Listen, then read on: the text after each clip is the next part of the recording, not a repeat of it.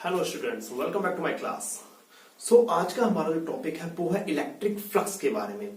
क्या होता है इलेक्ट्रिक फ्लक्स, ये हम स्टार्ट करते हैं। ओके, इलेक्ट्रिक फ्लक्स से हम गॉसियन थ्योरम पे पहुंचेंगे। स्टार्ट करते हैं। What is electric flux?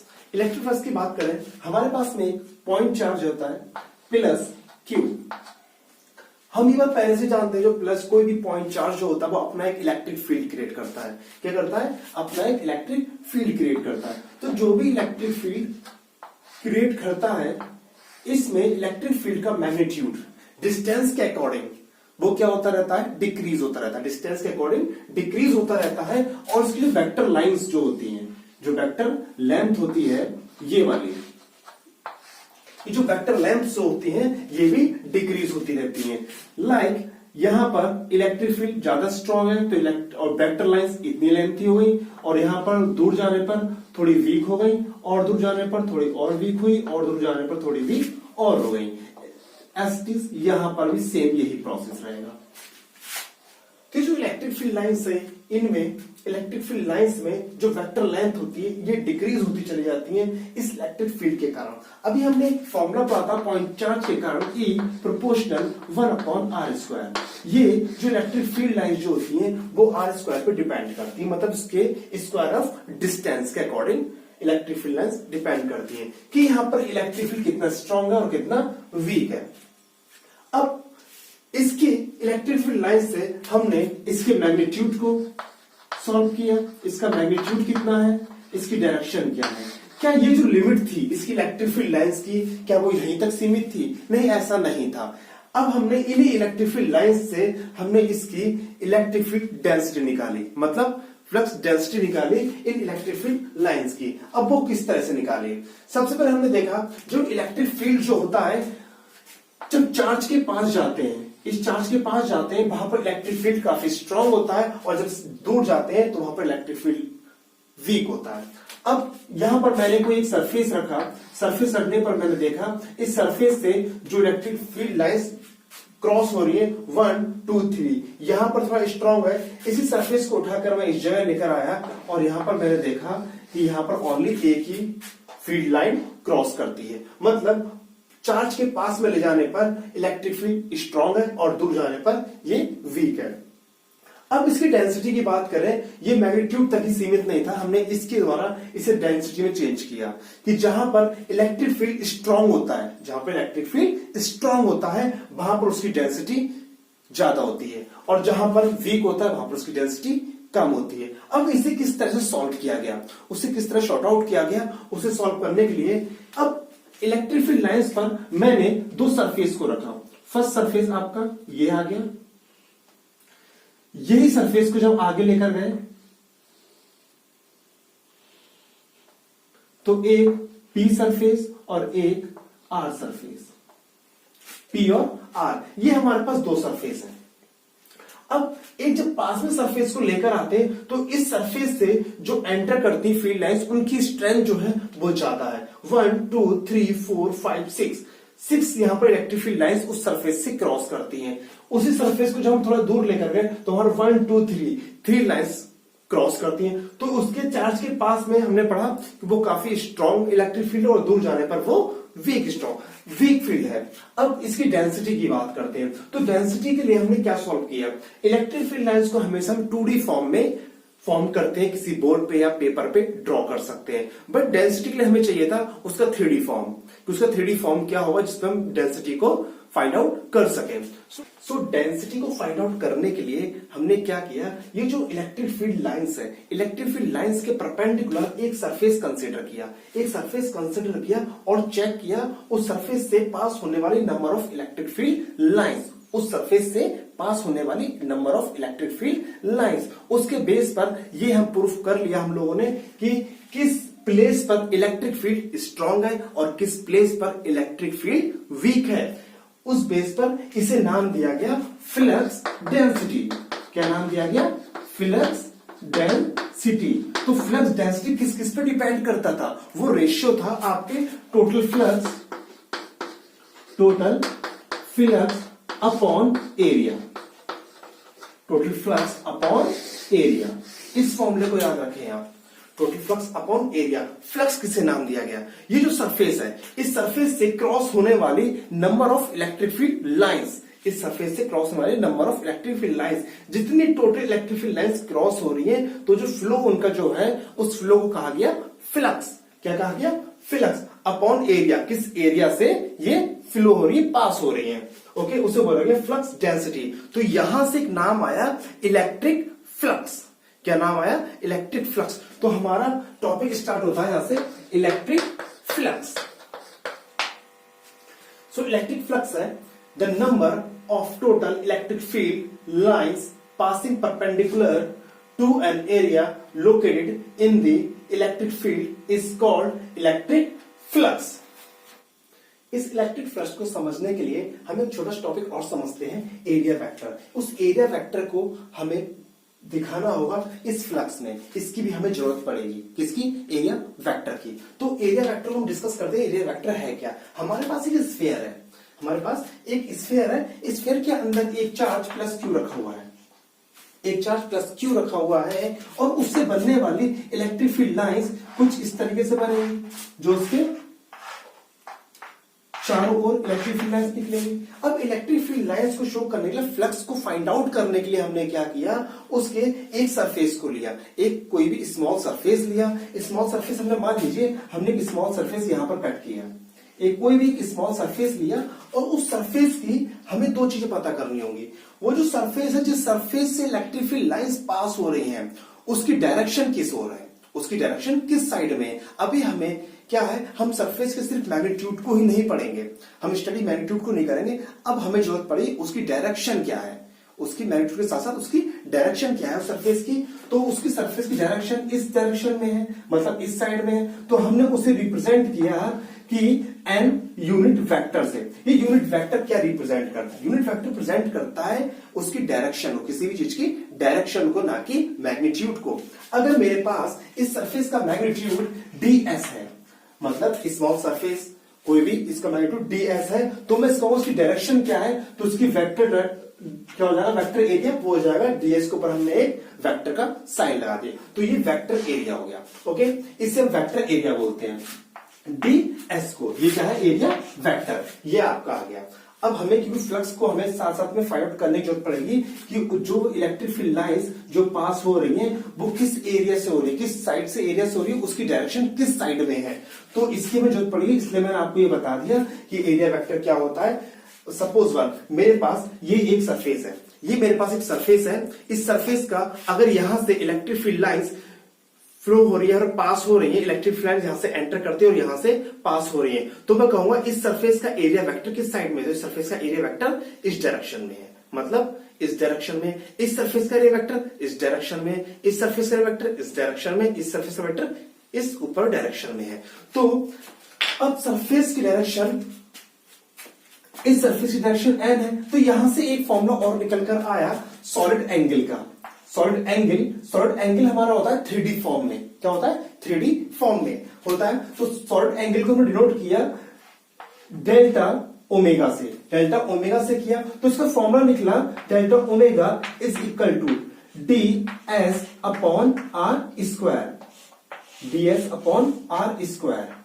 ये हमारा एरिया एंड सॉलिड एंगल के बीच में एक रिलेशन है, एरिया एंड सॉलिड एंगल के बीच में एक रिलेशन है, ds अपॉन r स्क्वायर।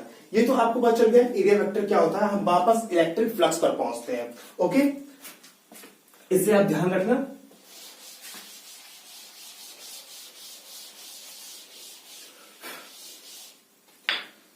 वापस इस पे आते हैं, इलेक्ट्रिक फ्लक्स। अब जो इलेक्ट्रिक फ्लक्स था उसे हमें दो चीजें पता चली।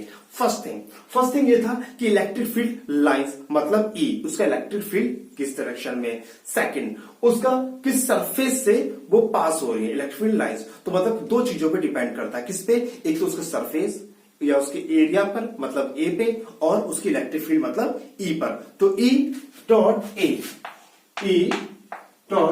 ए इन दोनों पे डिपेंड करता है। इसी को बोलते हैं इलेक्ट्रिक फ्लक्स। क्या बोलते हैं? Electric flux.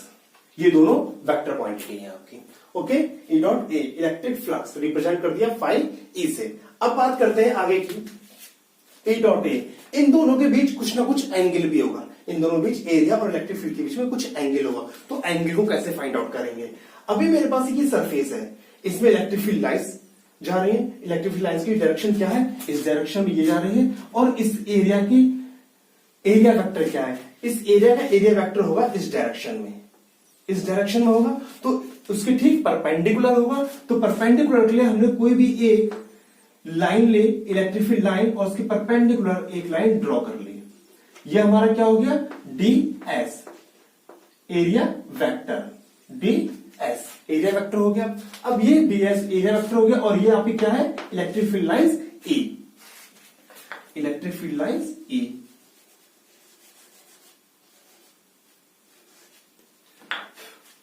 अब इसके बीच एक रिलेशन निकालते हैं, इसके बीच एक रिलेशन निकालते हैं, कंपोनेंट रिलेशन। ओके, कंपोनेंट्स के फॉर्म में, कंपोनेंट्स के फॉर्म में ये एक लाइन है, ठीक है, और एक ये है। तो एक वर्टिकल है, एक हॉरिजॉन्टल है। तो वर्टिकल हॉरिजॉन्टल में ये जो कंपोनेंट होगा वो होगा ई कॉस थीटा। क्या होगा? E cos theta. और ये वाला कौन सा होगा? ई साइन थीटा। तो ई कॉस थीटा ये हो गया और डीएस ये हो गया। तो इन दोनों के बीच जो रिलेशन निकल कर आएगा वो निकल कर आएगा E dot A cos theta, क्योंकि हमने एरिया क्या माना है? एरिया हमने माना है ए। क्या माना है? ए। तो ई ए कॉस थीटा फाई ई, ये आपका रिलेशन निकल कर आ गया। ओके, इसी को बोलते हैं हम electric flux, E dot A for small area. ये डायग्राम आप ड्रॉ करेंगे, डेफिनेशन एंड फॉर्मूला। ओके, इसके बाद में for small area, for small area if the angle between electric field E and small area ds is theta, then phi E is equal to E ds cos theta। ये electric flux है, अगर small area से है तो flux भी small area से होगा। D phi E equal to integration का साइन है ये, E ds cos theta। And for large area के लिए, लार्ज एरिया की अगर बात करें तो हम इसका इंटीग्रेशन कर देंगे, आ जाएगा phi E is equal to E D S cos theta. यह आपका फॉर्मूला हो गया, E D S cos theta. अब ये जो सरफेस है, ये जो हमारा एरिया था, हमने डायग्राम बनाया था, अगर ये क्लोज सरफेस है तो क्लोज सरफेस को डिपेंड करने के लिए हम flux linked to a surface, integration में आप एस साइन लगा सकते हो, यह है सरफेस को डिनोट करता है। अगर फ्लक्स एक क्लोज सरफेस से लिंक करता है तो फाई ई क्लोज सरफेस को रिप्रेजेंट करने के लिए हम इंटीग्रेशन में एक क्लोज का साइन लगा देंगे इस तरीके से, और फॉर्मूला बन जाएगा ई डी एस कॉस थीटा। ये आपका derivation finish. Okay, for small area के लिए आपका ये आ गया, ठीक है। फॉर लार्ज एरिया का आपका ये फॉर्मूला आ गया।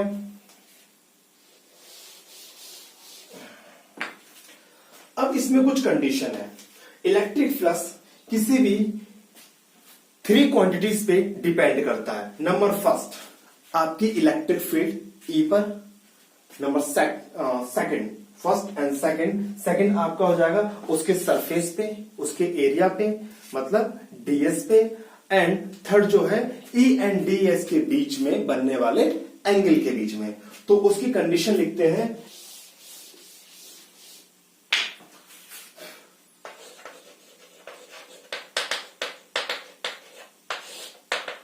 कंडीशन। ये 3 क्वांटिटीज पे डिपेंड करता है। Number first electric field E, number second area vector ds and third angle theta between E and ds। तो नंबर फर्स्ट कंडीशन इसकी देखते हैं। If theta is equal to 0, अगर थीटा की वैल्यू 0 है तो हमारे पास फॉर्मूला क्या था? हमारे पास फॉर्मूला था phi E is equal to E ds cos theta. तो cos थीटा की वैल्यू क्या है 0, यहां पर cos 0 की वैल्यू क्या आ जाएगी 1, cos 0 1 हो जाएगी, तो हमारा इलेक्ट्रिक फ्लक्स निकल कर आएगा E इंटू ds, ये आ जाएगा। ठीक है, अगर ये आएगा दोनों की वैल्यू 0 है तो इसका डायग्राम जो बनेगा आपका, ये आपका एक सरफेस हो गया, इस पर एक आपकी ds, इसका ये एरिया वेक्टर हो गया, और इसी डायरेक्शन में ही इसकी इलेक्ट्रिक फील्ड लाइंस हो गई। इसी डायरेक्शन में दोनों के बीच बनने वाला एंगल क्या हो गया 0, और 0 रखने पर हमें फ्लक्स कितना मिलेगा E ds। ये जो फ्लक्स जो होगा वो क्या होगा मैक्सिमम होगा, क्या होगा मैक्सिमम एंड पॉजिटिव। कैसा मिलेगा पॉजिटिव फ्लक्स, इसी फ्लक्स को हम पॉजिटिव फ्लक्स बोलते हैं। ठीक है, सेकंड है आपका if theta is equal to 90 degree, theta is equal to 90 degree. Second condition, अगर ये आपके पास एक सरफेस है, ठीक है 90 डिग्री पे है, इस सरफेस को हम ऐसे ना बनाकर, अगर ये सरफेस ऐसे ना होकर ये सरफेस ऐसे होता तो इलेक्ट्रिक फील्ड लाइंस तो हमारी इसी डायरेक्शन में जा रही हैं, ओके, और इसका सरफेस का एरिया वेक्टर कौन सा है इस डायरेक्शन में है, तो ये सरफेस ऐसा ना होकर ऐसा होता, तो इलेक्ट्रिक फील्ड लाइंस तो इसी डायरेक्शन में है। ठीक है, लेकिन इस एरिया का एरिया वेक्टर किस डायरेक्शन में है इस डायरेक्शन में ds, तो इन दोनों बीच एंगल कितना हो जाएगा 90 डिग्री। अगर 90 डिग्री हो जाएगा, इलेक्ट्रिक फील्ड लाइंस ऐसे जा रही हैं, तो हमारा फ्लक्स क्या हो जाएगा, फ्लक्स हो जाएगा E ds cos 90, cos 90 वाली क्या हो जाएगी 0, तो फाई E क्या मिलेगा 0, मतलब वहां पर हमें कोई भी फ्लक्स नहीं मिलेगा। ओके, इसकी थर्ड कंडीशन देखते हैं।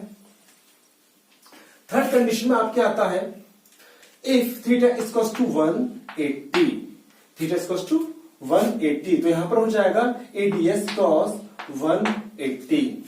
अगर cos 180 हो जाएगा तो इसकी वैल्यू क्या मिलेगी, तो इसकी वैल्यू जो मिलेगी आपकी वो मिलेगी phi E is equals to minus EDS, वो क्या मिलेगी नेगेटिव मिलेगी थर्ड कंडीशन में। तो थर्ड कंडीशन में अगर नेगेटिव मिलेगी तो इसे बोलेंगे हम नेगेटिव फ्लक्स, क्या बोलेंगे नेगेटिव फ्लक्स, और इसका जो डायग्राम बनेगा वो डायग्राम आपका ये बनेगा,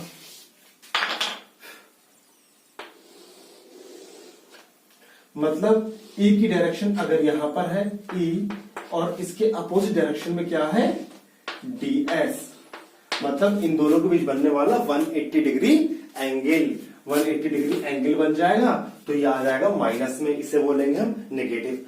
अब देखो, अगर इसे नेगेटिव फ्लक्स बोलेंगे, ये हमारा एंटर्ड फ्लक्स भी कहलाता है, एंटर्ड फ्लक्स। एंटर्ड फ्लक्स का मीनिंग क्या है, जहां पर इलेक्ट्रिक फील्ड लाइंस एंटर करती हैं तब फ्लक्स माइनस होता है, और जहां से कमिंग आउट बाहर की ओर आती हैं तो प्लस होता है। अगर जितनी इलेक्ट्रिक फील्ड लाइंस इस सरफेस में एंटर करती हैं और उतनी ही इलेक्ट्रिक फील्ड लाइंस इस सरफेस से बाहर आती हैं, तो इन दोनों का इलेक्ट्रिक फ्लक्स सम क्या होता है 0 होता है।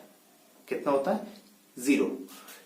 यहां पर electric field lines suppose 1 minus E आती है और यहां पर प्लस E आती है, प्लस E आती तो E minus E is equal to 0, तो वहां पर फ्लक्स क्या हो जाएगा 0 हो जाएगा, इसलिए इसे एंटर्ड फ्लक्स भी बोलते हैं, नेगेटिव फ्लक्स भी बोलते हैं। ओके, ये इसकी तीनों कंडीशन आपकी कंप्लीट हो गई और ये आपका इलेक्ट्रिक फ्लक्स भी फिनिश हो गया। फ्लक्स कब 0 होता है ये आपको ध्यान रखना है, ठीक है, कब नेगेटिव होता है ये आपको ध्यान रखना है, थर्ड इज वन कब पॉजिटिव फ्लक्स होता है उस पर आपको फोकस करना है। काफी इंपोर्टेंट आपकी हेडिंग है इलेक्ट्रिक फ्लक्स, इसको अच्छी तरह से स्टडी कर लें। अब इसके बाद में इलेक्ट्रिक फ्लक्स पे जो स्टडी की, वो इलेक्ट्रिक फ्लक्स पे जो स्टडी की थी वो की थी कर्ल फ्रेडरिच गॉस ने, एक साइंटिस्ट थे कर्ल फ्रेडरिच गॉस, उन्होंने इस इलेक्ट्रिक फ्लक्स पे स्टडी की और उस पर एक नई डेफिनेशन बनाई। वो डेफिनेशन क्या है उस पर डिस्कस करते हैं। राइट, हमारे पास में क्लोज सरफेस एरिया है, सपोज एक क्लोज सरफेस एरिया है। उस क्लोज सरफेस एरिया के बीच में मिडिल पॉइंट पर एक चार्ज प्लस क्यू है, एक चार्ज प्लस क्यू है। तो यहां पर इस क्यूब के पास कितनी सरफेस है? 1 2 3 4 5 एंड 6 सरफेस है। अब 6 सरफेस है तो इसकी टोटल इलेक्ट्रिक फील्ड लाइंस इस 6 सरफेस से कितनी क्रॉस होंगी, उसका फ्लक्स कितना होगा, उससे सॉल्व करते हैं। तो उन्होंने बताया अगर इस क्लोज सरफेस के अंदर एक प्लस क्यू चार्ज रखा हुआ है तो प्लस क्यू चार्ज का अगर 1/ε0 टाइम्स कर दें, जो नेट चार्ज का टोटल नेट चार्ज जो प्लस क्यू है उसका 1/ε0 टाइम्स निकाल ले तो वो उस पूरे क्यूब का, उस रखे हुए चार्ज का इलेक्ट्रिक फ्लक्स कहलाता है, इलेक्ट्रिक फ्लक्स कहलाता है। तो मतलब इसका फॉर्मूला बना phi E equals to Q/ε0। अब इसकी डेफिनेशन की बात करें तो इसकी डेफिनेशन है the total flux through a close surface is 1/ε0 times the net charge enclosed by the closed surface. इसका मैंने एक डायग्राम आपको बनाया था। ये आपका एक क्लोज सरफेस है, उस पर कोई भी चार्ज प्लस क्यू रखा हुआ है तो उस नेट चार्ज का 1/ε0 टाइम्स उसका टोटल इलेक्ट्रिक फ्लक्स कहलाता है। तो उसकी डेफिनेशन ये हो गई, डायग्राम आपका ये हो गया।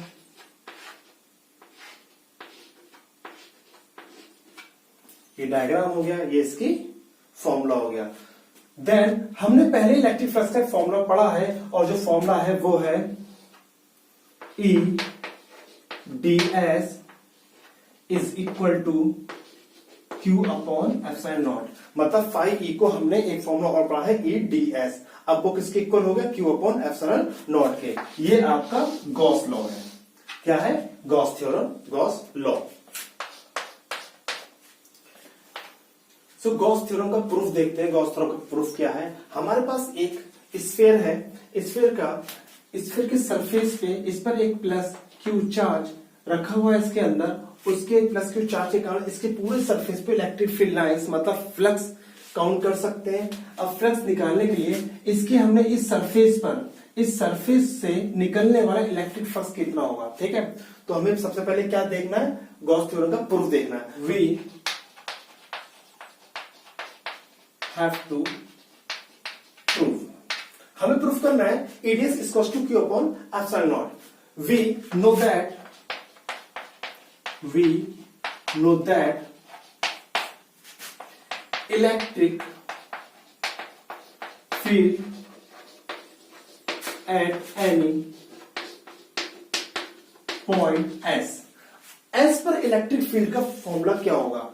हम किसी पॉइंट चार्ज के कारण इलेक्ट्रिक फील्ड पहले ही डिफाइन कर चुके हैं। यहां से यहां तक की डिस्टेंस अगर R है, इस मिड पॉइंट से इस सरफेस S तक की डिस्टेंस R है, तब इलेक्ट्रिक फील्ड का फॉर्मूला होता है E इक्वल्स टू 1/4πε0 Q/R²। ये इलेक्ट्रिक फील्ड का फॉर्मूला होता है। देन इस फॉर्मूले की लेफ्ट हैंड साइड लेते हैं और हमें राइट हैंड साइड प्रूफ करनी है। Then EDS is equal to, अब देखो EDS cos थीटा भी लिख सकते हैं। EDS cos थीटा होता है इन दोनों के बीच में जो इस सरफेस है इसका एरिया वेक्टर इस डायरेक्शन में है, एरिया वेक्टर इस डायरेक्शन में है और इसी डायरेक्शन में क्या है? इलेक्ट्रिक फील्ड लाइंस है। ये दोनों पैरेलल है, तो पैरेलल है, इन दोनों के बीच बनने वाला एंगल क्या होगा? 0। अगर 0 होगा तो EDS cos थीटा जो हो, cos थीटा मतलब cos 0 की वैल्यू 1 हो जाएगी। तो वापस क्या बचेगा? EDS बचेगा। तो यहां पर DS क्या है? DS आपका सरफेस एरिया है। एक सरफेस एरिया है तो ये हमारे पास क्या है? एक स्फीयर है। अगर स्फीयर है तो उसका एरिया क्या होगा? टोटल एरिया जो होगा E इंटू 4πr²। ये किसका एरिया होता है? ये होता है एरिया ऑफ स्फीयर। ये एरिया हो गया इसका। Then E into 4πr²। यहां पर E का फॉर्मूला क्या है? तो यहां पर E का फॉर्मूला हमारे पास है 1/4πε0 Q/R²। E की जगह पर रख दो आप 1/4πε0 4 pi epsilon naught into q upon r square into क्या चल रहा है हमारा 4 pi r square, 4 pi r square. तो 4 पाई से 4 पाई कैंसिल, आर स्क्वायर से आर स्क्वायर कैंसिल, क्या बचा क्यू अपॉन एप्सिलॉन नॉट। तो इक्वल में क्या चल रहा है ईडीएस, तो E ds is equal to क्या बचा q अपॉन एप्सिलॉन नॉट। ये हमारा क्या हो गया गॉस थ्योरम का प्रूफ हो गया। काफी सिंपल है ये, वी हैव टू प्रूफ में ये प्रूफ करना है। हमारे पास में एक स्फीयर है, उसके एक स्मॉल सरफेस में ds माना है, उसकी डायरेक्शन और e की डायरेक्शन सेम है। अगर एक ही डायरेक्शन में है तो उनके बीच बनने वाला एंगल 0 होगा, तो cos थीटा क्या हो जाएगा 0। तो हम किस इलेक्ट्रिक फील्ड को किसी भी पॉइंट पर हमारे पास फॉर्मूला होता है E = 1/4 pi epsilon not q upon r square. ये हमारे पास फॉर्मूला हो गया, E का फॉर्मूला हो गया।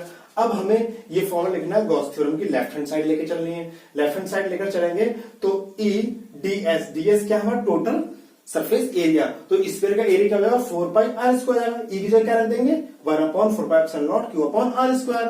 तो 4 पाई r स्क्वायर कैंसिल हो जाएगा, q अपॉन एप्सिलॉन नॉट बचेगा। ये हमारा प्रूफ आ गया।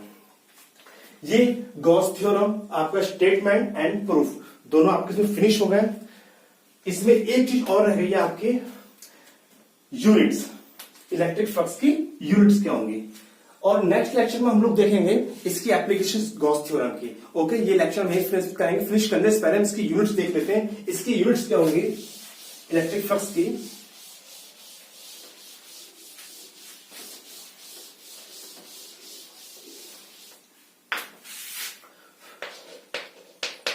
Unit of electric flux, electric flux की यूनिट जो होगी, इलेक्ट्रिक फ्लक्स का फॉर्मूला होता है हमारे पास में फाई E = E इंटू ए, ये फॉर्मूला होता है। ओके, तो इसकी यूनिट क्या हो जाएगी, इसकी यूनिट हो जाएगी E क्या है हमारे पास में इलेक्ट्रिक फील्ड, और इलेक्ट्रिक फील्ड की यूनिट क्या हो जाएगी आपकी newton upon coulomb into metre square, newton पर कूलम इंटू मीटर स्क्वायर। ये आपकी इसकी यूनिट हो गई। सेकंड इसकी यूनिट जो होती है वो होती है voltmeter.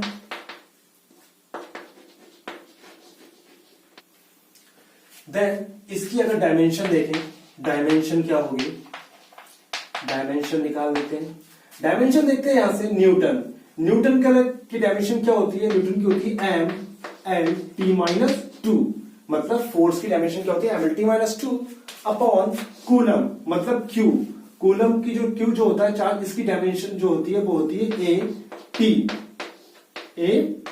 a/t into metre square, metre square की डायमेंशन और लेंथ की डायमेंशन होती है l2, ये मल्टीप्लिकेशन चली जाएगी। ठीक है, तो इसकी डायमेंशन क्या हो जाएगी m, l और 2, l3, 1 ये है 2 ये है 3, t 1 ये है ऊपर जाएगा -1 हो जाएगा, t -3, a ऊपर जाके a -1, ये इसकी डायमेंशन हो गई। ओके, इसकी फ्लक्स की। एंड आफ्टर दैट एक चीज और लिखो इसमें, इलेक्ट्रिक